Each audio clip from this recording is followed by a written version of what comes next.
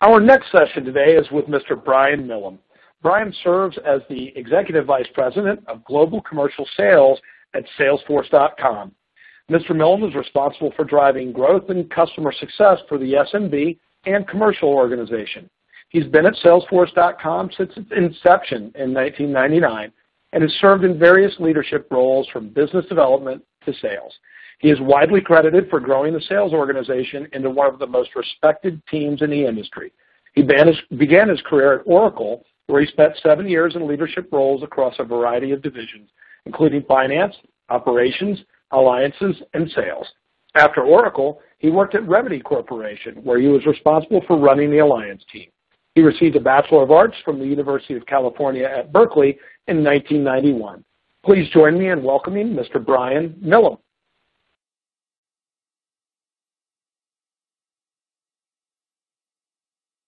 Jim had asked that I come talk about where we are as an organization today, where we're headed, and what's changed in the organization. Obviously, some of it very aligned to where inside sales is today and why we're making such a big investment, such a big commitment to the organization.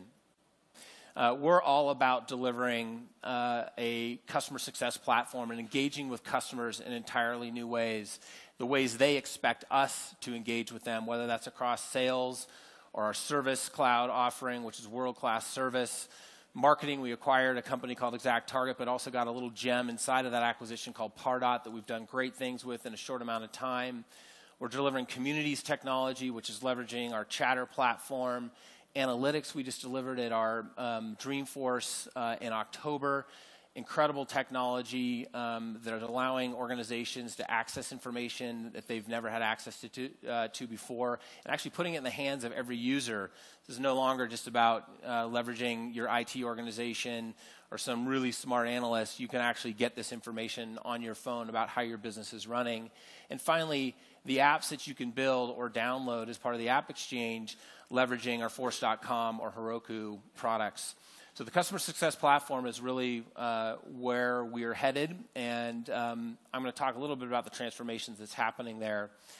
These are the results from our fiscal year 15 announcement that just happened a couple of weeks ago.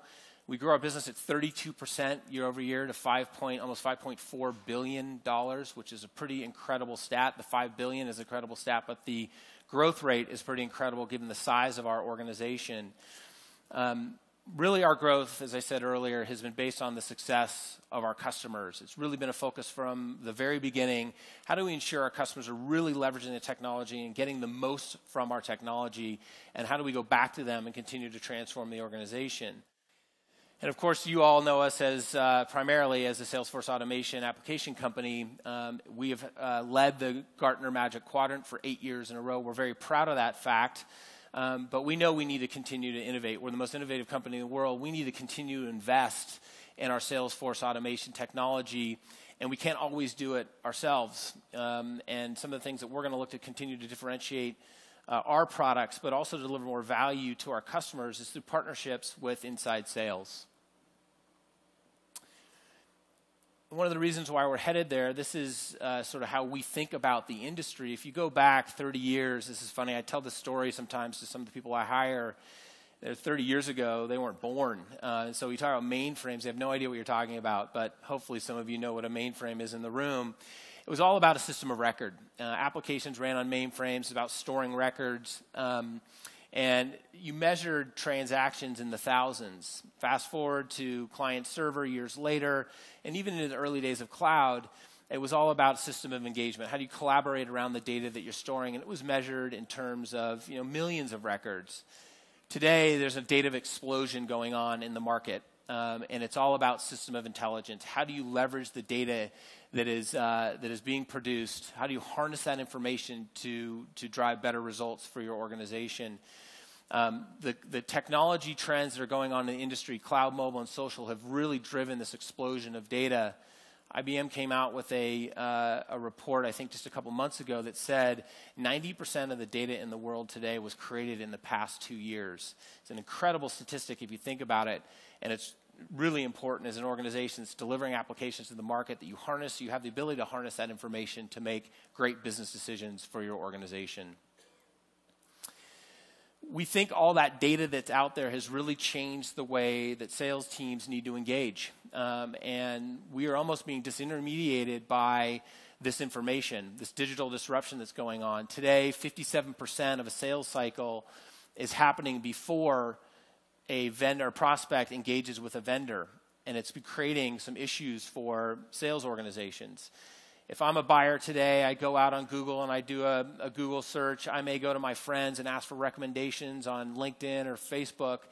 What is the best technology in the market? How should I use it? What pricing? What edition?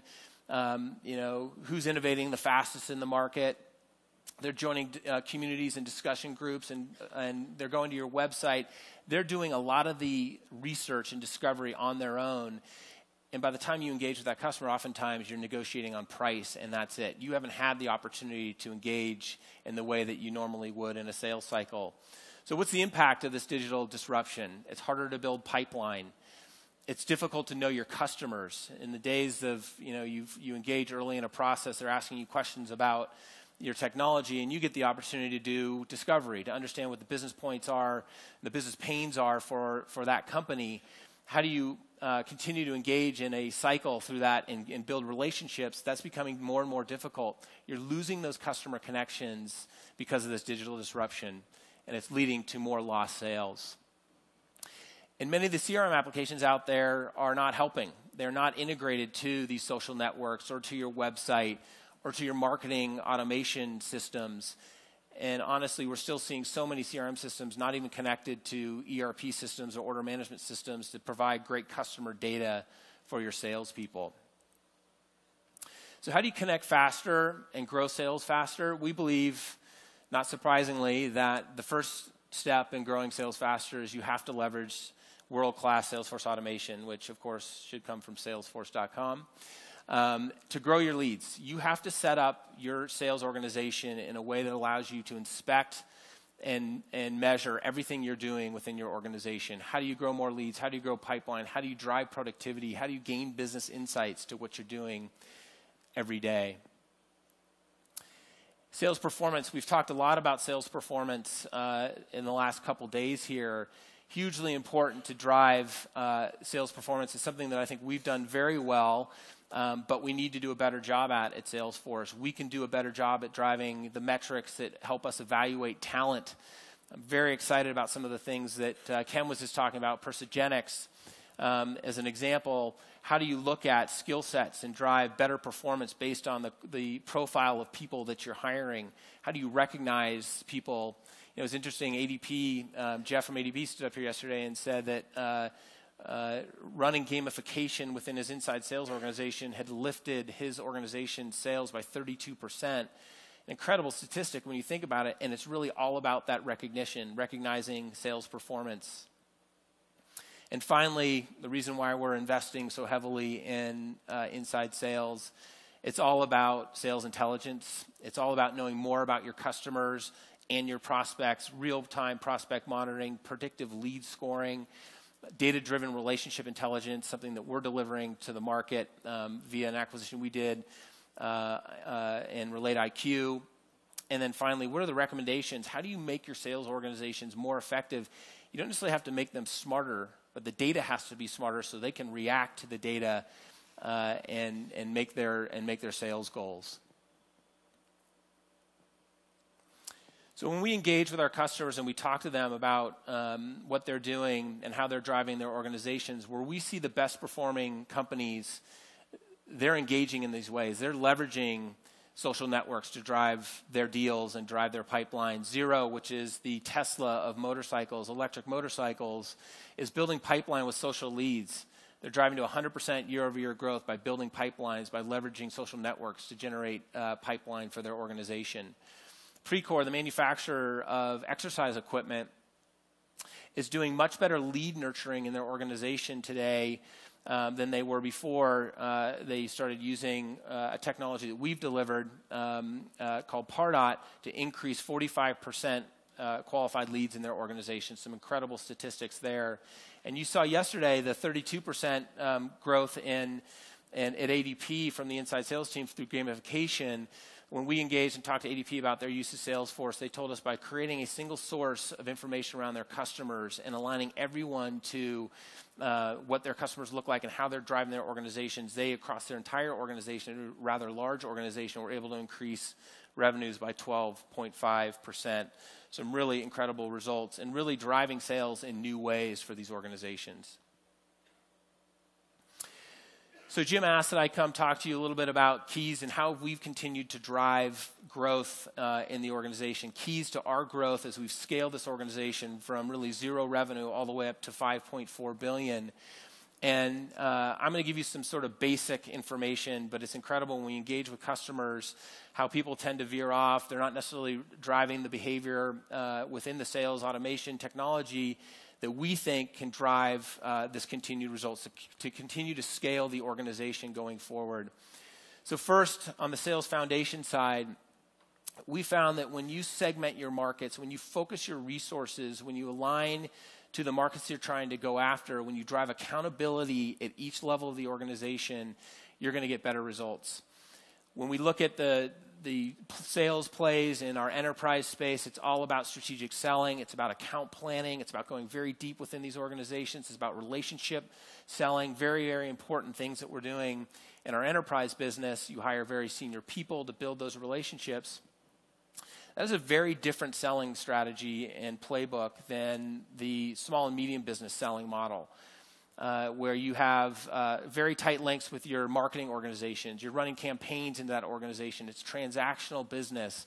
It's velocity business. And how you run those two teams is very different. The skill sets of an enterprise sales rep are very different than who you would deploy in the skill sets in a small and medium business. So very important to segment the market and continue. And by the way, this segmentation of enterprise, commercial, and SMB is where we started. If you looked at our business today, there are probably 6 or 7 different segmentations that we've layered over this segmentation as well to drive further down in the accountability. I have sales leaders across each of these levels so that I have someone who owns my commercial business, my general business that sits within the commercial business, so I make sure that I'm getting the results and growth that I need.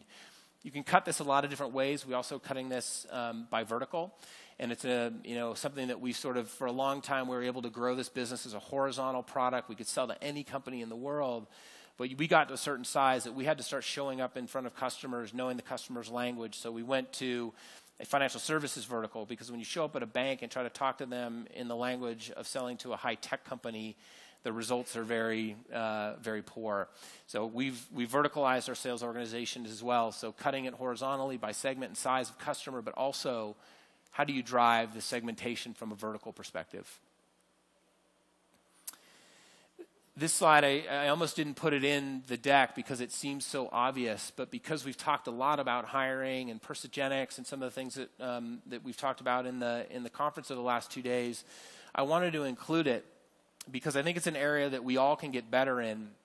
Hiring the right people for us is absolutely critical, and we've certainly used the profilings and tried to figure out what are the right characteristics that we should hire against. But when you look at our attrition rates and you look at the success rates, that is an area of our business that we know we can get better in. And small improvements in our hiring profiling, ensuring that our people can be successful, drive tremendous results for our organization. We know when we lose a salesperson at Salesforce.com, at least in my business, it means that from a productivity perspective, we've lost about $500,000 in productivity when that tenured rep walks out the door. That does not even include the ramp time it takes to get someone up to speed behind them as you replace them in the business. So getting better and smarter about the way you hire people, hugely important. Ramp time is a very important aspect of driving productivity in an organization, driving growth for your company as well. If we can take next year, I'll probably this year, the fiscal year that I'm in, I think we're going to hire roughly 500 salespeople in my organization. The growth rates in our company from a sales perspective, about 25%. You include some attrition that will happen, that invariably happens in any organization, and you're about a 33% growth rate. If I have to put 500 people in the organization, you can think about that's a lot of head count I've got to go recruit. One, I got to find the right people. Makes it obviously important we find the right people. how do I ramp them faster? If I can move the ramp time of our salespeople from 6 months or 7 months to 4 or 5 months, the impact to my in-year bookings goes up dramatically. I get so much more capacity in my business at the end of that fiscal year by hiring the right people and ramping them faster. If we go by, if we really focus on this area, it's an area where, from an enablement perspective, we can get better in. And I sort of look at where we've made investments over the years. We hire salespeople. It's a mantra from Mark Benioff, which is you've got to drive capacity into your business. You need to hire people as fast as you possibly can, but you also have to surround those people with great resources to help them scale. From an alignment perspective, this is another Mark Benioff truth, which is that you have to align your organization from top to bottom. He calls it a V2 MOM. It starts with a vision. What are the values that support that vision? What are the methods that are going to allow you to be successful against that vision? What are the obstacles that you face as an organization? And finally, how are you going to measure the success of, or whether or not you're achieving the vision for the company?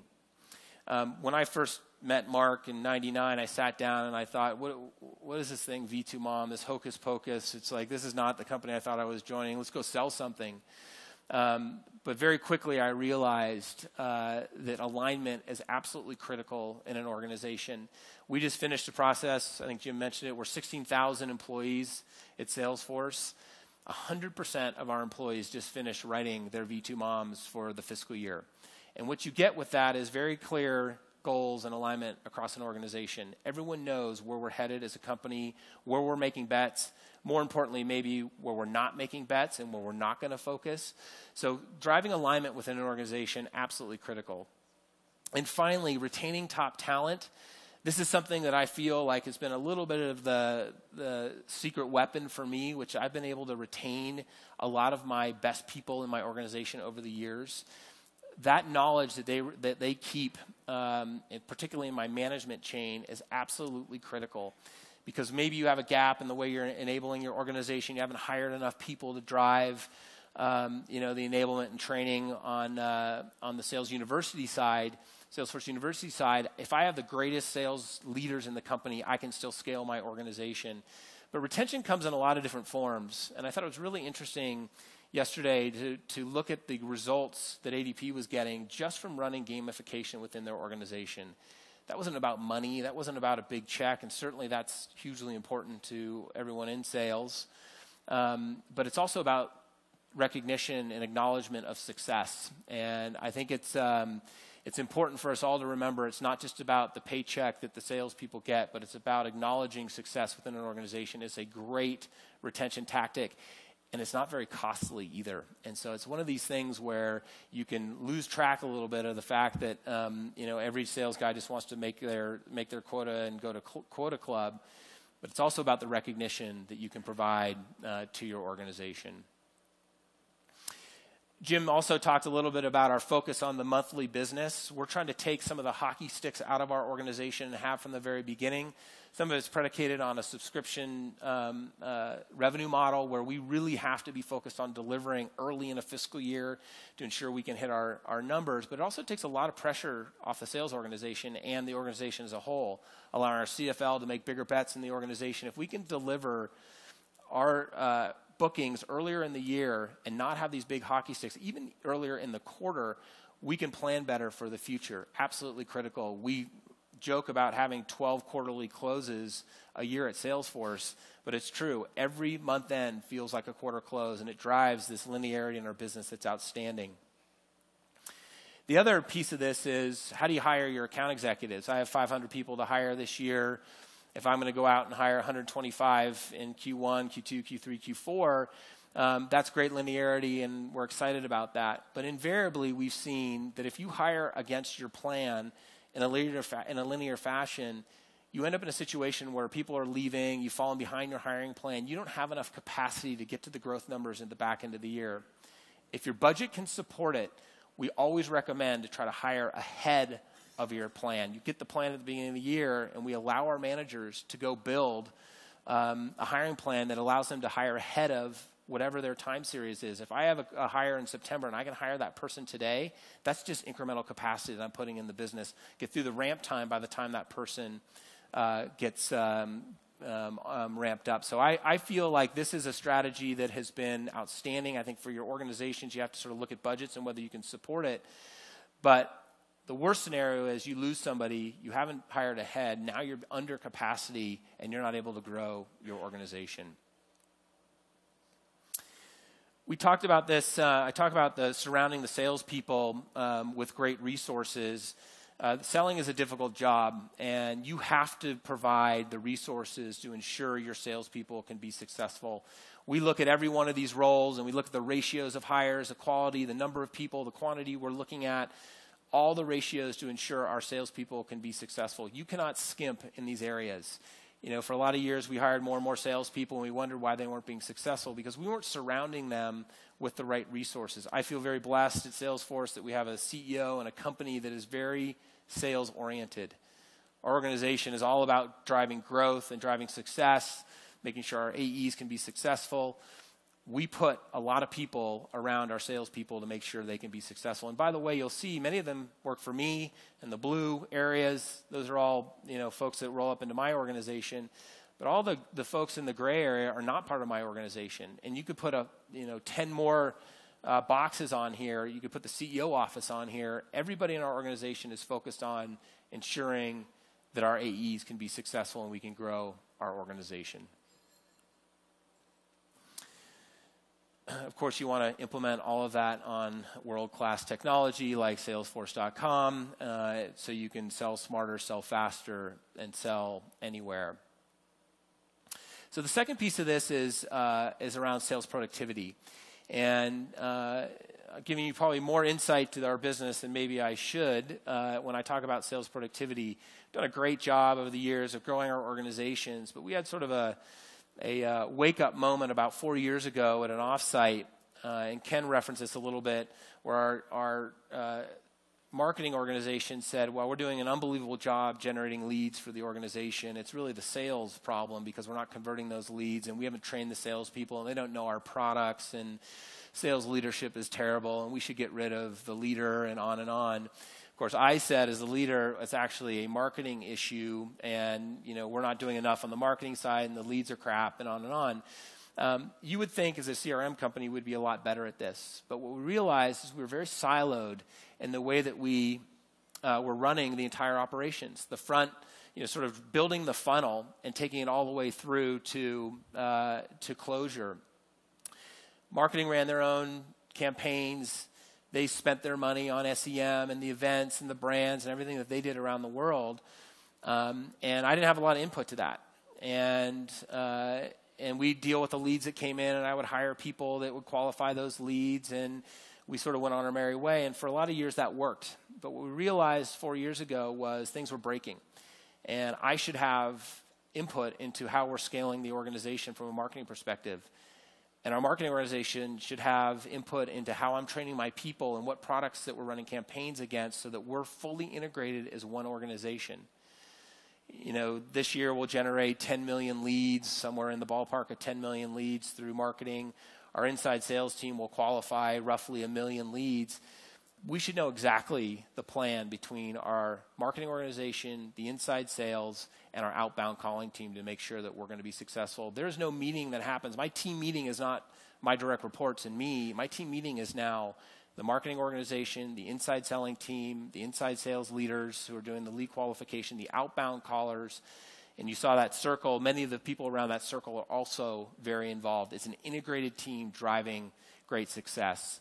And when we walked away from that horrible meeting 4 years ago, we realized having separate systems for marketing and sales does not make a whole lot of sense.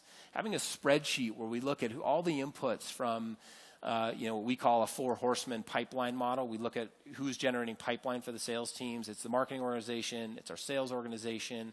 It's our outbound callers, cold callers that we call business development reps.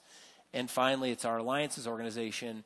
They would all come to me with these separate spreadsheets. Everything should be in one system. There should be one system of truth. And it seems obvious that that would happen. But even at a company like Salesforce, we've gotten away from driving that sort of clarity on how we're driving the organization forward and how we're scaling and driving business. We talk a lot about each stage of the sales cycle. Eric Barrage talked yesterday in his discussion with Jim about there are not multiple funnels within a sales organization. There should be one funnel. And that one funnel should be top to bottom. We look at every aspect of the funnel and look for ways to make incremental improvements across the organization. And this is what we've gotten a lot better at, and this is where we're going to get even better at in the partnership with inside sales. We know this year we got to generate lead volume at 20% if we're going to hit our numbers. So that's owned by me and by our marketing organization. Lynn Voidovich is an incredible CMO and a great partner of mine. But at each level, as we go down from the suspect to the prospect to the lead, we can do a better job at conversion. We can serve up the best leads possible. We can be faster on our response times. We can figure out who's on our website and make sure we're touching them even quicker with the right message. From the sales side, we can do better qualification. We can, opt people out, opt people in based on their requirements as an organization. Deal maturity. How do we move people faster through a sales cycle? Absolutely important for me to figure out, and we look at these metrics all the time, what is the average size deal? It's great if we have faster deals that we're getting done maybe 2 or 3 or 4 days faster, but if the average deal size drops by 50%, that's not really helping me. And so we're constantly looking at all of these metrics. What you get if you make small incremental improvements in each of these areas is explosive growth. It's how we're putting up a 32% year-over-year growth number at our size organization. And the improvements that we can get based on partnerships with folks like inside sales will continue to drive this growth.